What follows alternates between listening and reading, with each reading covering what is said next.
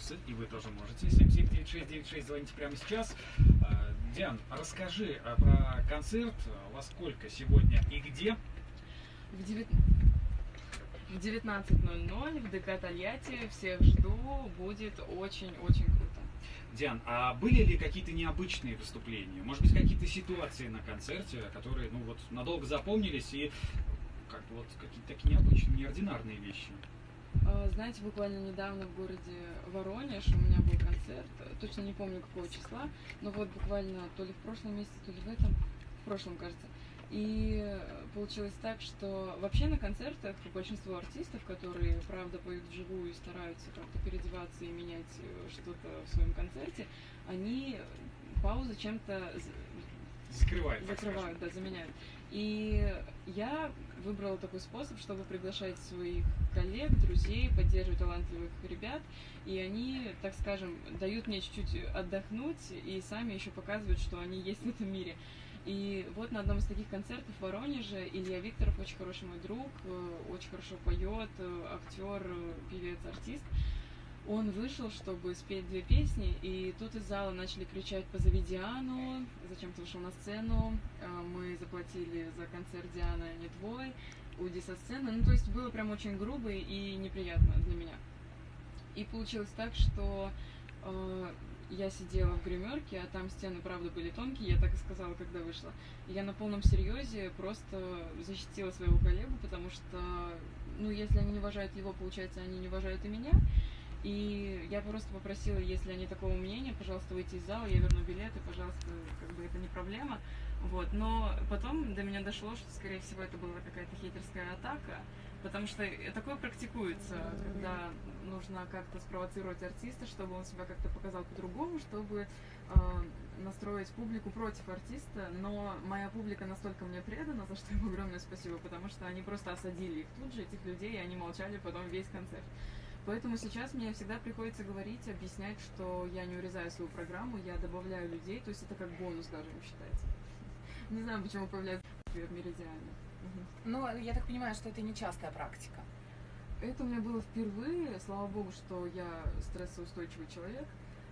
Другой бы, наверное, на моем месте растерялся, потому что, они там прям нормально меня так осаждали. Я умею себя постоять. За себя постоял, молодец. Диан, вопрос такой. Ты вначале говорила, что не мыслила и не думала уже, себя без музыки. Но если вдруг предположить, если все-таки не музыка, где бы ты могла себя еще реализовать? Все равно что-то связанное с музыкой.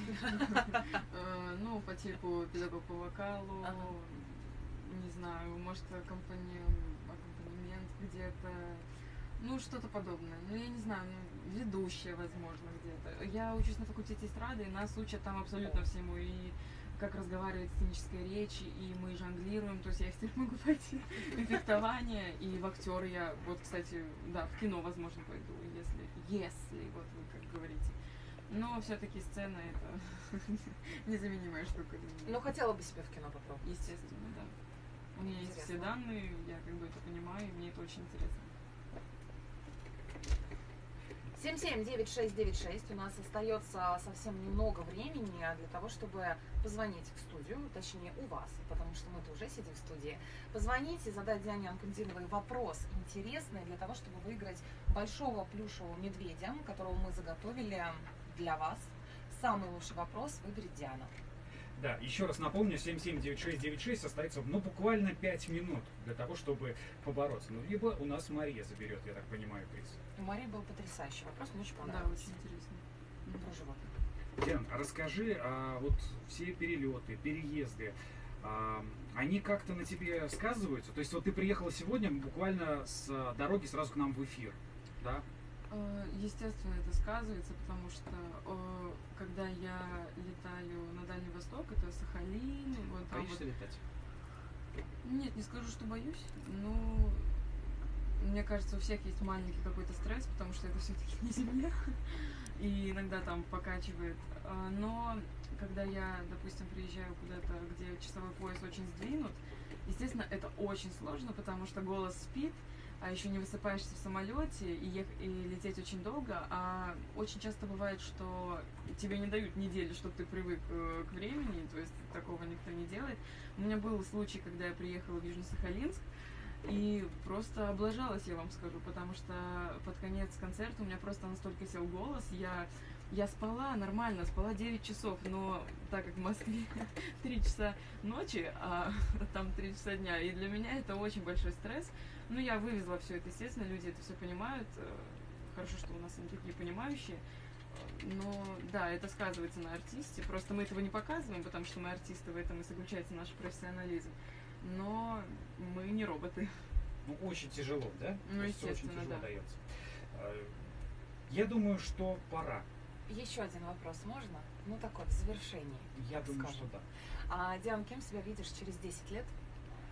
Где бы хотела быть, что у тебя должно быть? На самом деле у меня, наверное, две дороги. Какую я выберу, не знаю, как пойдет моя судьба. Либо мне предложат какой-то грандиозно крутой контракт за границей, и я, возможно, улечу туда, но при этом не забывая свою родину, потому что я большая патриотка. Но либо я здесь буду развиваться и, возможно, тоже подпишу какой-то контракт, но не жесткий, потому что это очень важно. Но я вижу себя, естественно, большой артисткой, хочу быть прям известной и дарить свой голос, свою подачу, свою энергетику людям, чтобы меня знали все, потому что я сейчас к этому стремлюсь, я всегда к этому стремилась. Хочу развиваться, новую квартиру, свою маму устроить, свою семью, своих педагогов. Я много уже пообещала, я это все выполню, естественно. Но нигде больше я себя не вижу, кроме как на сцене, естественно. Ну что, прекрасно. через 10 лет, я думаю, что, может быть, конечно, и раньше. Диан, мы тебя вновь ждем в эфире «Авторадио Тольятти». Конечно. Пообещай нам, что через 10 лет мы тоже здесь услышимся.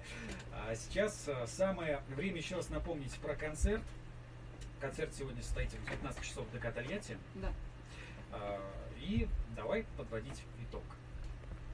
Я думаю, тут его легче простого подвести. Ну да. Да. Звонок-то был один. Звонок был один. Почему? Потому что, наверное, у нас не выдержал телефон. Потому что такое тоже бывает.